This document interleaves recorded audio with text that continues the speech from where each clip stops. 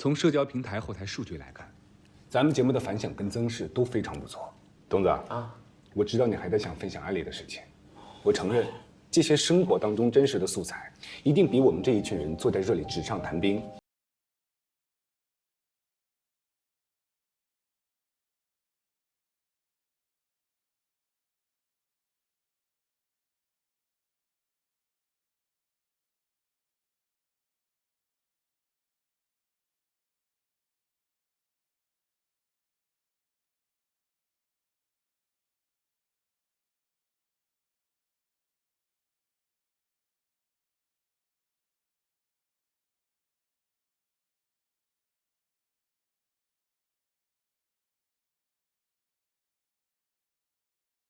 这是小丽整理咱们节目在各个官方账号热赞最靠前的一些留言，所以我希望后期我们可以定期做这样的征集，在这些所有的评论里去筛选一些可以引起社会共鸣的话题，来作为我们节目的选题。大家觉得怎么样？可以啊，如果大家知道自己的想法，有机会成为节目的选题，肯定会更加积极的留言，这是个良性循环。早有这样的想法，我也不至于瞎提意见了，省得大家早冥思苦想找选题呀。那你也不能跟我偷懒啊！哎，我们看一下这些选题有没有合适的。我之前做整理的时候，对这条就印象挺深的。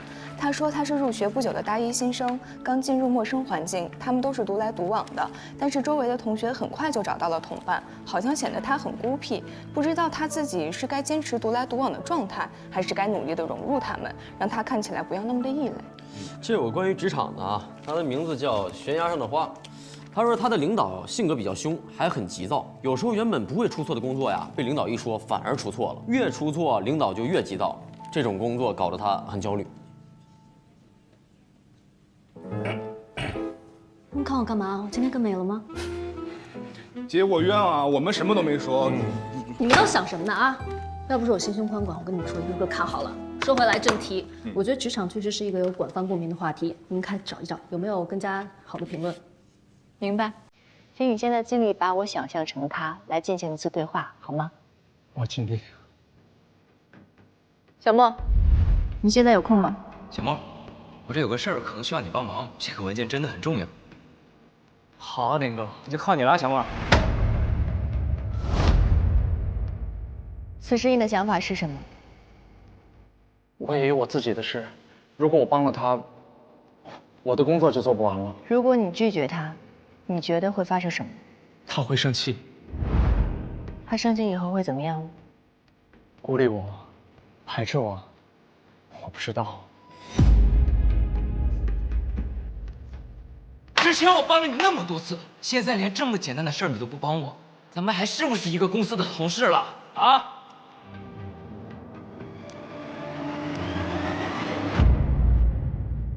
孤立你、排斥你这件事情对你来说是非常严重的事情。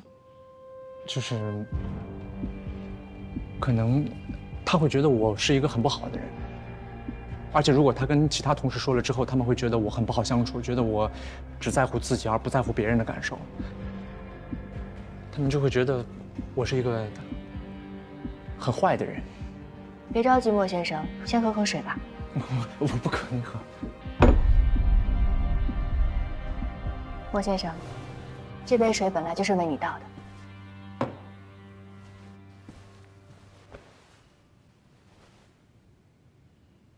的。啊，关于职场，我这有一个莫言莫语的账号。他说呢，他在公司会有很多同事经常找他帮忙，他也以为大家把他当朋友，所以都会尽力答应同事们的请求。但是最近他发现啊，同事们并没有因为他的帮助而喜欢他，甚至呢会在聚会的时候刻意避开他，他感到非常的伤心。这哪是把他当朋友啊，这是把他当软柿子，好捏又实用。但是这种不懂得拒绝的人，在职场上生存真的很困难。这有什么不懂得拒绝的呀？这说自己忙有事儿不得了吗？是吧？小丽，你觉得这个话题怎么样？我也不知道呀，这个问题可能真的很困扰。这有什么困扰的？而且在一个公司里面，像这样的人肯定是少数的。那这做出来怎么引起共鸣啊？那大家如果都站在少数人的立场上去聊话题，那多数人不就在看戏吗？什么叫大多数人的立场？你不能理解、不能共情，是因为你不是被伤害的那一方。但你又怎么确定你没有伤害过别人？小李，我觉得你说的有道理，没有绝对，立场也没有绝对的，这也是这个话题的辩证意义所在。我们成为什么样的人，取决于我们怎么跟别人相处；别人成为什么样的人，取决于我们怎么对待他们。我们每一次的发生，都能让不同的人找到属于自己的答案。有了，哎，咱们下一期的主题就叫如何拒绝别人。拒绝别人，对，其实不管是学生还是上班族，大家都能遇到想拒绝又很难拒绝的情况，而且大多数人也不善于拒绝，这个点对标的群体就很宽泛啊。那我这边发文跟大家分享一些平时不善于拒绝的例子。我觉得不如直接鼓励别人去分享那些成功拒绝别人的案例，把这次分享做成一个活动，这种分享也可以激起听众们的勇气。大家觉得怎么样？我觉得不错。这也太好了，这个。大家觉得如果没问题的话，那下一期咱们的主题就定了，标题我都已经选好了，就叫 Say No。莫先生，我在刚刚跟你沟通的时候，我发现你非常注重我的感受。我发现你有一种办法，可以让别人跟你在一起都会感到很舒服。但是有一个问题，我发现你很怕让别人不高兴。不高兴的原因，你怕跟别人产生冲突。对不起，我来晚了。所以你没来，真是太可惜了。我昨天晚上家里面正好有急事儿，所以赶不及。啊，没事没事没事，那下次咱一起。可惜小莫不在，不然还有人能来挡挡酒呢。所以为了避免产生冲突，你会尽力的去迎合别人。那久而久之，让每个人喜欢你，无意识的成为了你人生当中最重要的目标。我说的对吗？贺老师，你说的这些，我好像真的是这样。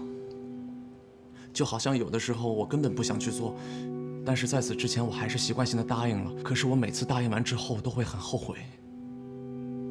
没问题，我就知道你没问题，好兄弟。改天请你喝咖啡啊。不为难吧？其实我并不想去做，我现在在想，我到底为什么不去拒绝？我想应该是因为害怕。我害怕拒绝，因为如果拒绝了，可能会引起很大的矛盾。我觉得凡事都有另外一种可能性。你有没有想过，如果你真的拒绝了，可能你的同事会觉得很惋惜，但他们内心会理解你呢？会吗？应该很难吧。在心理学的认知行为治疗理论当中，有这样的一个假设：当我们人面对刺激的时候，我们会快速地形成一个对这个场景的自动思维，而这个思维可以影响我们的情绪还有行为。所以对于你来说，每次当你想拒绝你同事的时候，这个自动思维就会主动跳出来，它会告诉你，如果你拒绝了，就会产生冲突。所以你为了避免冲突，你就又会去迎合他，而忽视自己内心真实的想法。我说的对吗？是的，是啊。莫先生，不好意思，我想问一下，你在生活中有尝试过拒绝别人吗？很少。正是因为你有这样的想法，所以你根本没有机会看到别的可能性。这样，我们来做一个行为实验，来检测一下。行为实验？我这里有一个表格，你拿回去。当下一次你同事要求你帮忙，你想拒绝的时候，你便可以记录。你试着去拒绝他们，然后记录一下他们的反应，来验视一下，跟你脑海中是否想法一样。好吧。莫先生，这对你来说很难吗？没有没有。莫先生，我跟你相处真的觉得很愉快，因为你总是照顾我的感受，但同时我也非常担心，你会不会过于的委屈自己？其实对于咨询师来说，我更希望我的来访者可以表达出他们的情感，不管是积极、负面的都可以，这样有利于我们咨询。小贺老师，我觉得您说的非常对，也非常好，但只是我真的没法拒绝别人。我非常开心你可以说说自己的感受。那接下来我们就来聊一聊怎么拒绝别人。你认为拒绝别人最好的方式是什么？就是不要伤害到别人的，不要让别人感觉到难受，对吗？是，尽量温和一些，让别人舒服的。你觉得诚恳这个词怎么样？可以，而且我也想自己能被别人理解。很好，那我们就以那天唱 K 为例。小莫哥，你还在公司吗？领导突然让我把策划案给他，我电脑里有文字版，你能帮我把 PPT 做一下吗？哎，感谢，我实在走不开了。根据我们刚刚讨论的方法，想一想怎么拒绝这位同事。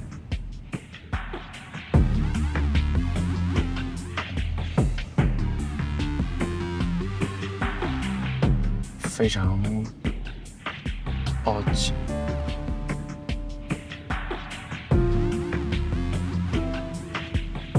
我现在已经离开公司了，在回家的路上了。要不然我下次再帮你做 PPT 吧。下次再帮他做 PPT， 确实是一种很好代替的方式，但是你要想一想，这是你想要的结果吗？不是。如果你真的非常为难，或者是出于礼貌，你可以告诉他，这次虽然帮不了你，但是我可以帮你其他的事情。别害怕，只要意思表达清晰，态度委婉就可以了。嗨，小卢，我现在已经离开公司，在回家的路上了。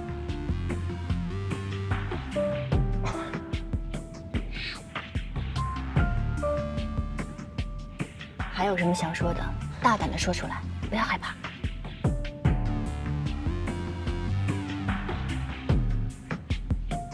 你今晚做 PPT 的时候，如果遇到什么问题，我是说任何问题，我都可以帮你解答。很好啊，这是一种非常好的开始。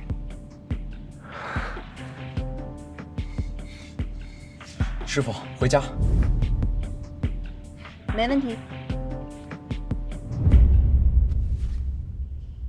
这个游戏很有意思。这个行为实验就是你的家庭作业。我们做这个实验并不是为了证明你之前的想法是多么的不对，可能这个实验对你来说有难处，你也做不了。但是我希望把一切的问题带到我们这个咨询室，我跟你一起讨论。请你记住，无论多难，我都有信心跟你一起跨过去。谢谢何老师，您辛苦了。真的不用谢，这是我应该做的。你再往左一不是点呢。你们是怎么眼神不好还玩我呢？啊，我们眼神哪不好？老钱，你帮我看看来。这就是完了，工作压力太大，把人都熬傻了。哎，你说咱是不是得找赫顿老师给他做做咨询啊？这不偏不倚的啊，挺好。行。哎，你说什么样的男人不容易被女人拒绝呢？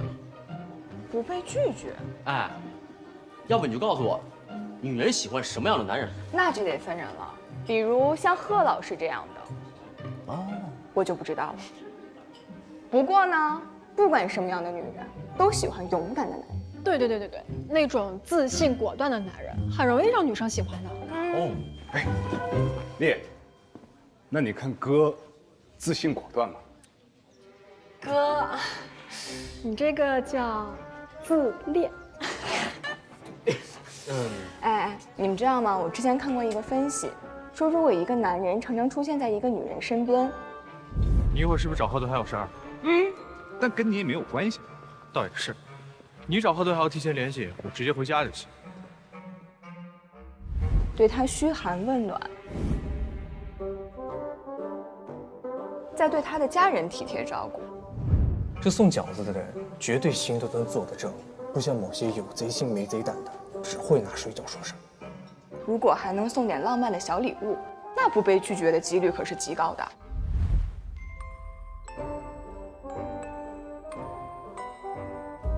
对，那种举棋不定的男人吧，成功率极低。所以啊，有什么着急的事儿，别今天说啊。对，今天不合适。为什么呀？兆头不好呀。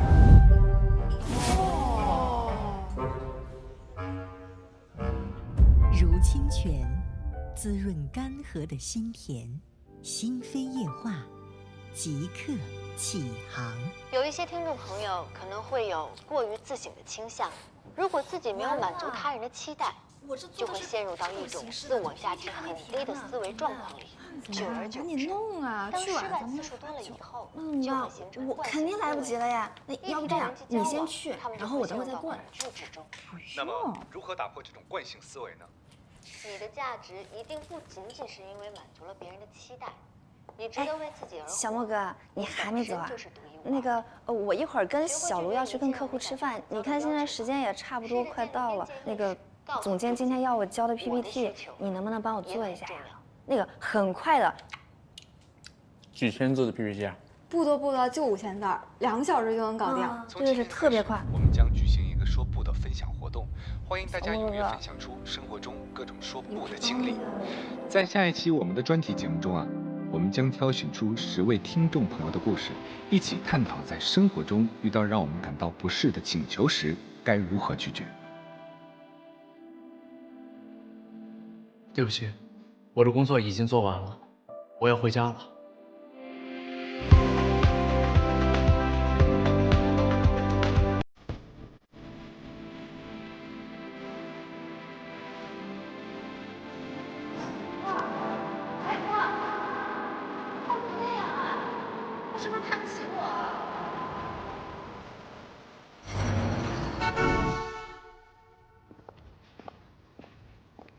可以，那之后要辛苦你继续加紧了。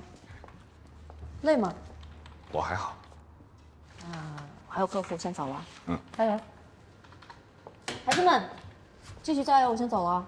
拜拜，谢谢。拜拜，谢谢，拜拜。哎，不早就让你们回去了吗？怎么还不走啊？还不是咱新专题爆了，都在这儿筛留言呢。爆了！你看。你们走吧，哎，我来整理，赶快，早点回家休息。啊，钱哥，这些留言太多了，你一个人弄不完的，我们没事儿。对啊，别逞强，我们一起弄更快点。熬了3天3夜，熬坏了没人替，我这节目还做不做？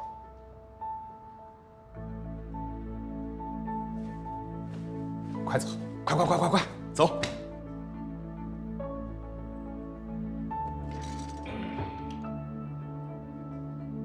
都不走的话，这个月奖金都没有了啊！我就说嘛，替我们加班，哪还有这种好事，是吧，钱哥？整理好的都发你了啊！加油，老大，加油！拜拜，拜拜，钱哥，拜拜，钱哥。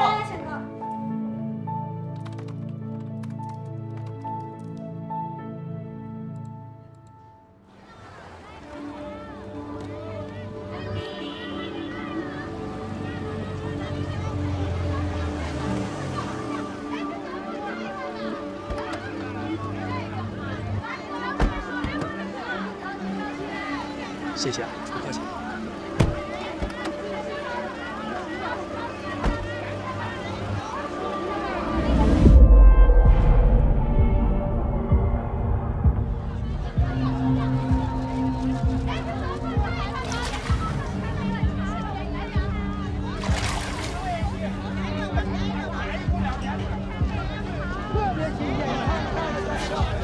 马鲛鱼，新打的马鲛鱼，这一条多少斤啊？50块钱一斤。这有小条点的吗？没有，今天只剩下。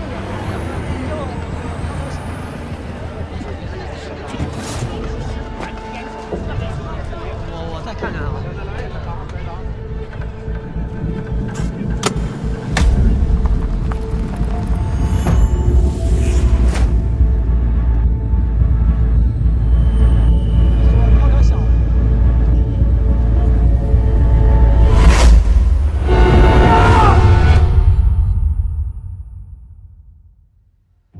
感谢心扉夜话，听多了你们的节目，心情都变好了，老公挨骂的次数都变少了。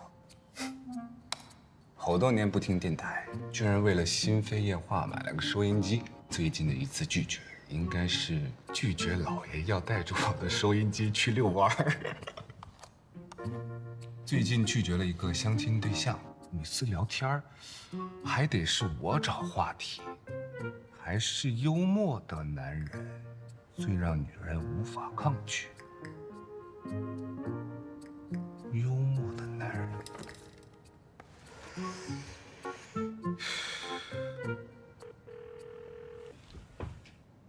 喂，哎，何顿，我在整理资料的时候啊，在众多的回馈当中得到了一个非常重要的结论。什么结论？这听众的耳朵啊是雪亮的。咱们的主题 Say No， 这网友的回馈非常积极，在众多的评论当中呢，也有非常聪明的听众发现了一个盲点。什么盲点？这个盲点就是咱们的男主播太帅了。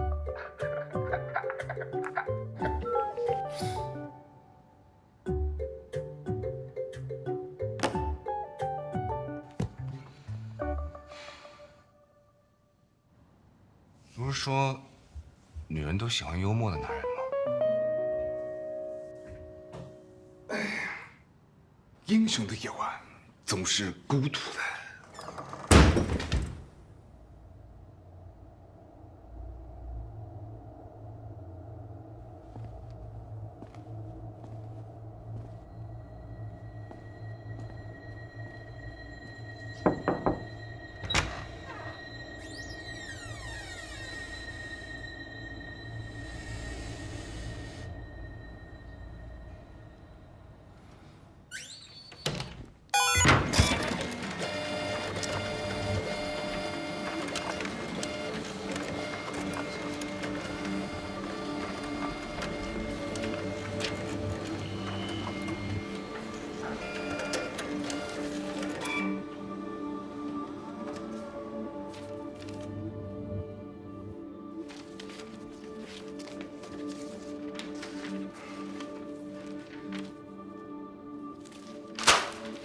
200页往 KSK 上找。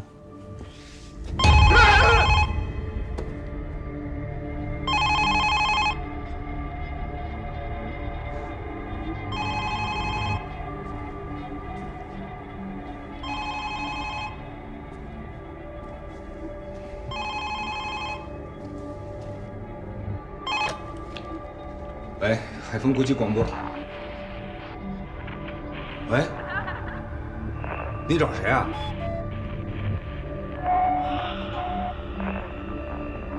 喂，小朋友。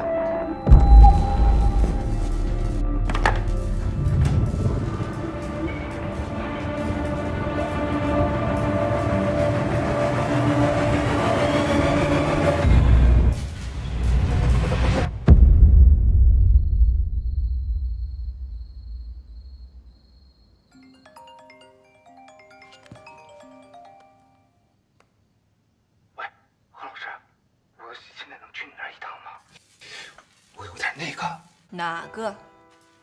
啊！钱太医，大半夜的你跟我开玩笑呢是吗？你到底想干嘛呀？我真的被吓到了，现在有点抽筋了。哪儿抽筋？心抽筋。能不能好好说话？不能好好说话，我挂了。哎，别挂别挂，我真没骗你。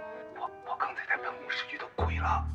你要是不来接我的话，我只能去找小袁了。人家小袁刚刚结婚，你要是觉得不打扰人家的话，那你就去吧。老钱呐，这个吧，人总有一怕啊，不丢人。不，这样吧，你过来吧，这屋子呢也有我一半，另一半呢，我就替他答应了。哎，能来接我一下吗？我没说答应他，你干嘛要答应他？人家都心抽筋了，这理由都找出来，你还不让他来啊？我看着他刚才那个语气吧，好像真的挺害怕的，不像是装的。哦，那小贺老师就收留收留他呗。咱们玩桌游啊？哎呀，人多一点好玩。我们叶家辉在干嘛？那个叶老贺，你是不是只想见钱开一个人啊？瞎说什么呢？我才没有，好吧？得了，我懂。哎，你什么时候会玩桌游了？我认识了几个新同事，随便学了学。哦。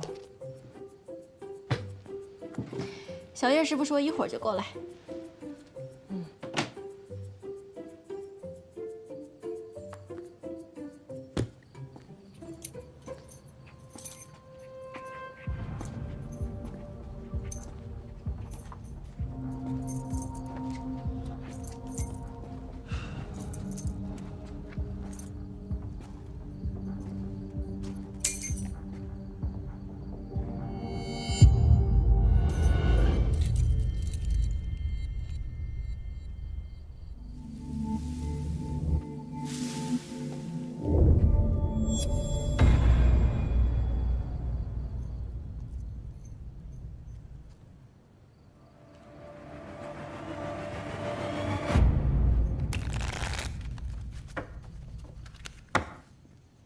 我来了。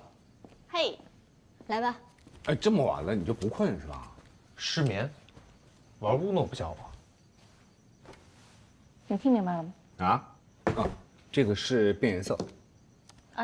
OK，你以前没玩过吗？我第一次玩，但是他刚才讲的规则我已经记得了。很简单的，你要是不会的话。哎，我也会了啊，你就大大方方问我就行了。哦，也可以问我。发牌。啊对，我之前看你书架上有《当尼采在哭泣》，你也喜欢欧亚吗？对啊，他是我非常非常喜欢的心理治疗大师。我刚买了他的3本小说。啊，真的？那你能把他那2本借我看看吗？没问题啊。谢谢。出牌啊！我玩啊。钱可以加2张。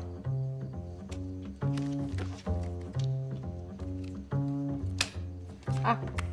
哎，静止。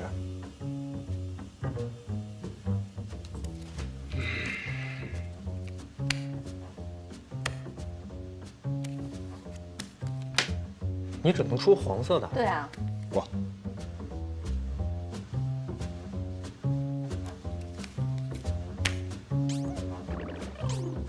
我剩最后1张了，我赢了。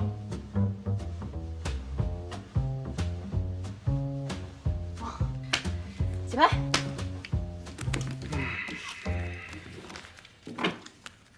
最近啊都没玩游戏，工作太忙了，说记得有点生疏了。也不知道是一些什么奇奇怪怪的人啊，哪儿都有他一个，哎，啥都会，2半夜的也不睡觉。一些简单的事情，有些人都搞不明白，才会熬到后半夜。你俩能不能别捣鼓，专心洗牌？玩不玩了？发牌。你发，你发，你发，你发。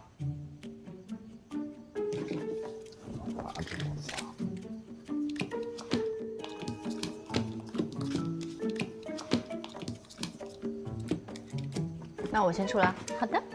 66。2。变什么色？红色吧。我有没有？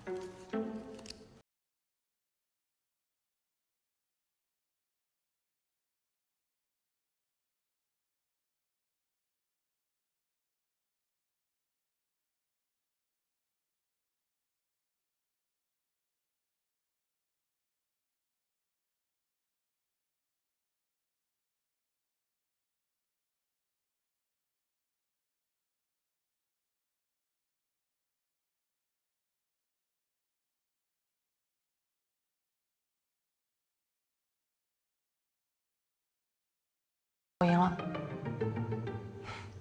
佳慧，你刚才是故意让我的吧？我没有啊。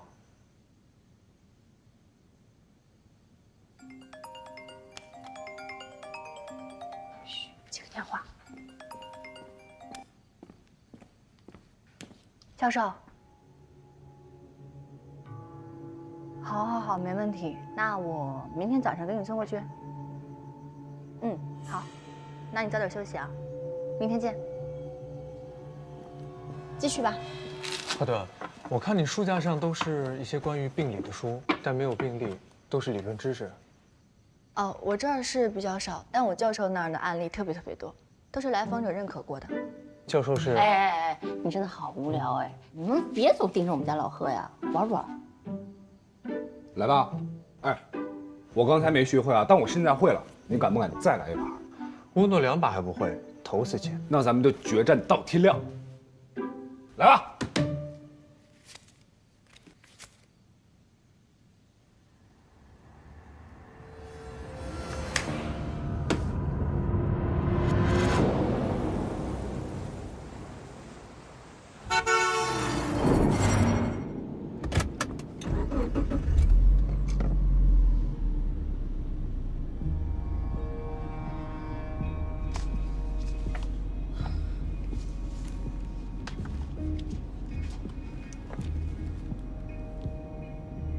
小王，渴吗？要不要喝点东西？哦，不用，谢谢。昨天晚上怎么突然间想到聚会啊？你说到这个我就生气，我就不应该认识那个冤大头。这钱开义昨天晚上给我们打了个电话，说什么他遇到鬼了，鬼哭狼嚎的，非要来找我们。你说咱仨陪他玩了一晚上游戏不说吧，关键他一直在说他没有受到惩罚。像他这样的，咱们就应该让他来当司机。这么早去送档案是有什么急事吗？没有，就是老师对这个案子好像还挺重视的。是什么特殊的案例吗？我没有看过内容。你就不好奇啊？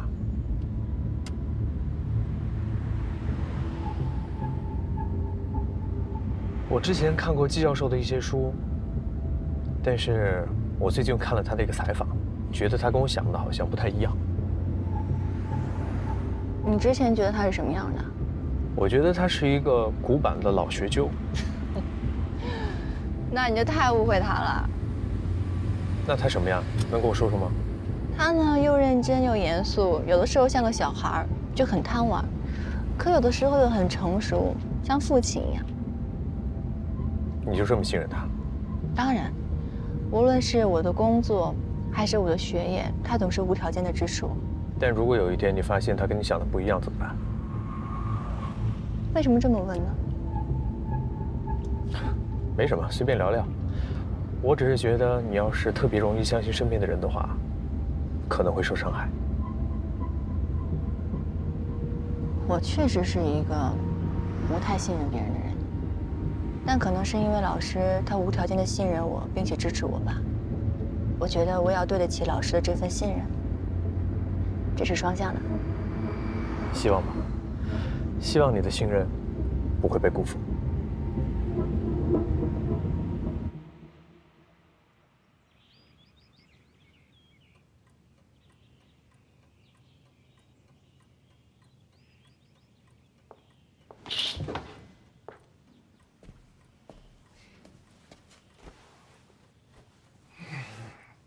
好炖呢。跟叶家辉出去了。跟谁？叶家辉。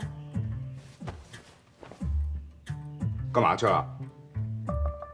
哎呀，阳光明媚的早晨，散散步，聊聊天，再吃个早午餐，再合适不过了。那你为什么没一起啊？我干嘛去啊？太阳这么大，还吹灯泡。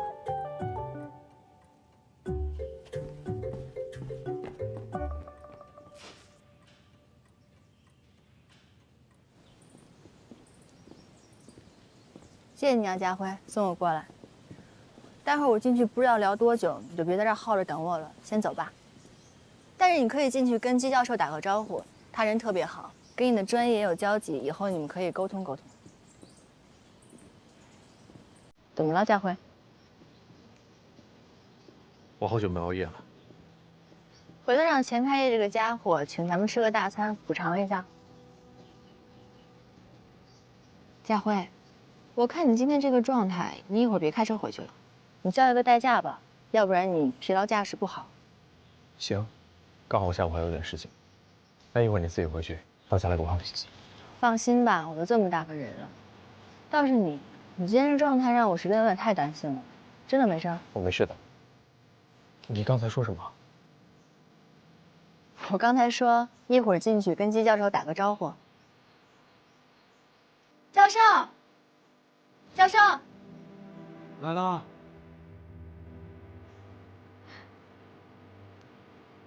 教授，给你拿来了。那您的这位故人是男性还是女性呢？这重要吗？您有爱过什么人吗？没有。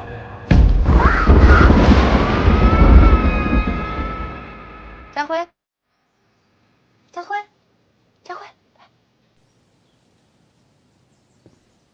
教授，这是我的朋友佳辉，这是姬教授。你好，教授，我叫叶家辉。你好。好的，你来。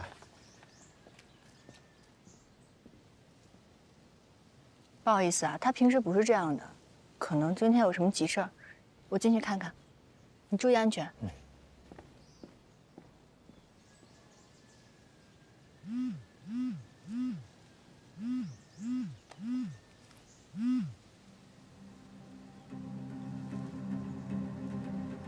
爸，下午见一面吧。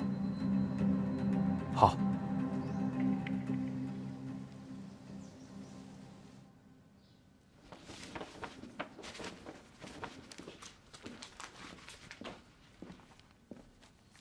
教授，您这是多不信任我呀！刚把这个给我又拿回去了。哎呀，昨天没休息好吧？哇，这您都看出来了，厉害！年轻人啊，就得劳逸结合。哎，刚才送你来的男孩，感觉不错嘛？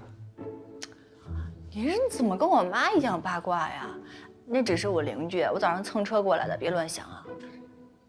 这感情啊，就是在互相帮忙中建立起来的。你妈已经跟我说了，她说两个都挺好的，都喜欢。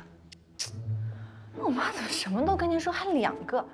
这是我的人生大事啊，你们管不了。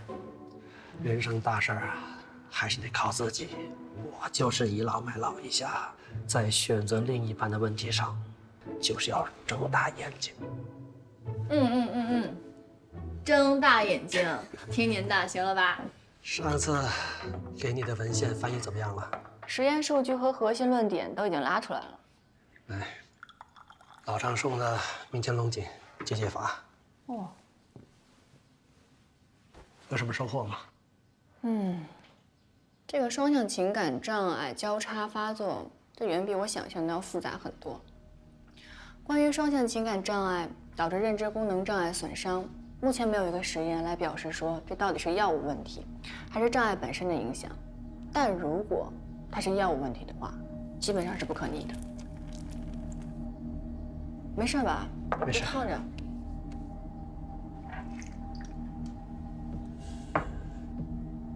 应该不至于，没有别的办法。非药物性的认知干预措施，可能才最合适。你是说这个是你的专业领域？认知疗法、线索回忆训练，这个好像是一个好的方法。确实，有可能存在打开那扇牢笼的钥匙，但目前还没有发现。有方向了。双向情感障碍的患者，他们往往丢失的是自由记忆，他们的线索记忆很少会受到影响。如果线索记忆是完整的情况下，其实是可以帮助他们找回记忆的。我相信您已经有答案了，只是您认为这条路是行不通的。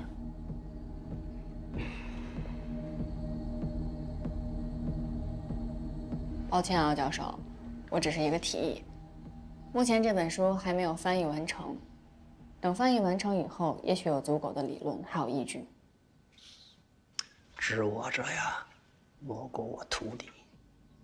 你的方向没错，只不过回忆是主观的，别人的回忆，那注定就是个罗生门。就算是罗生门，只要能够帮助患者找回希望，那就要尝试。